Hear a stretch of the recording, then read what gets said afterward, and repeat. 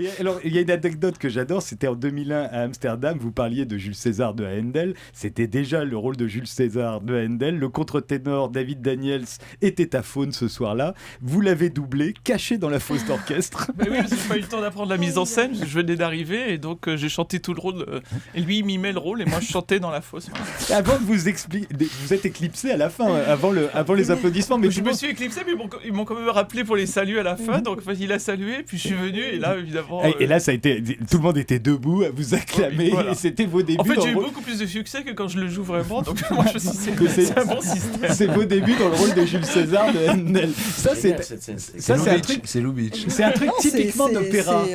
C'est Chantons sous la pluie. Non, c'est quelque chose de Chantons sous la pluie. C'est quelque chose de typique Oui. de l'opéra. Oui. C'est d'abord, on Oui. oublie que les chanteurs d'opéra sont souvent à Faune. C'est tellement épuisant. Oui. Ça arrive qu'ils soient à Faune. Et ça arrive à chaque fois qu'on les double. C'est vrai. Ce que tout le monde ignore. Mais Non, en mais fait, c'est quelque chose de très répandu. Le plus drôle, c'est que le deuxième spectacle où je devais repartir, il a encore annulé. On m'a demandé de rechanter, mais moi j'étais malade aussi. Donc ils ont annoncé qu'effectivement il allait mimer, que j'étais malade, j'allais quand même chanter dans la fosse. C'était vraiment complètement fou. L'opéra, c'est quand même spécial, hein, il faut Il dire. faut régler les urgences.